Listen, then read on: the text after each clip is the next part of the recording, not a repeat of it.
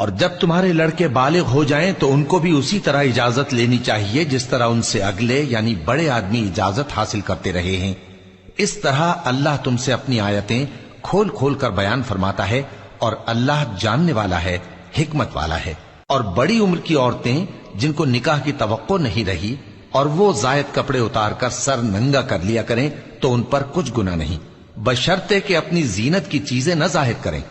اور اگر اس سے بھی بچیں تو یہ ان کے حق میں بہتر ہے،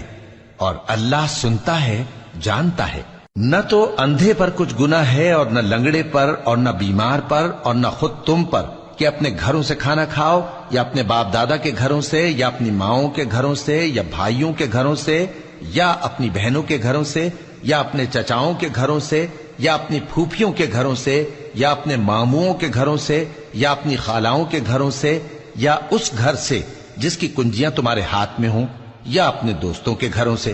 اور اس کا بھی تم پر کچھ گناہ نہیں کہ سب مل کر کھانا کھاؤ یا جدا جدا۔ پھر جب گھروں میں جایا کرو تو اپنے گھر والوں کو سلام کیا کرو، یہ اللہ کی طرف سے مبارک اور پاکیزہ تحفہ ہے۔ اس طرح اللہ اپنی آیتیں کھول کھول کر بیان فرماتا ہے تاکہ تم سمجھو۔ مومن تو وہ ہیں جو اللہ پر اور اس کے رسول پر ایمان لائے، اور جب کبھی ایسے کام کے لیے جو جمع ہو کر کرنے کا ہو پیغمبر کے پاس جمع ہوں تو ان سے اجازت لیے بغیر چلے نہیں جاتے۔ اے پیغمبر،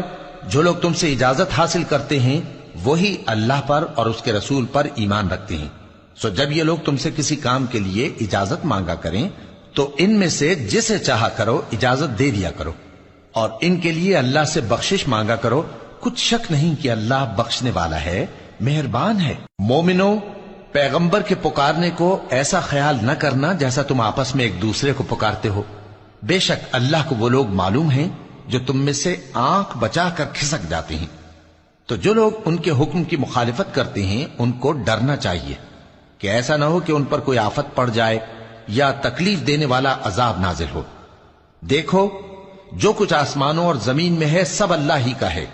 جس طریق پر تم ہو وہ اسے جانتا ہے، اور جس روز لوگ اس کی طرف لوٹائے جائیں گے تو جو عمل وہ کرتے رہے وہ ان کو بتا دے گا، اور اللہ ہر چیز سے واقف ہے۔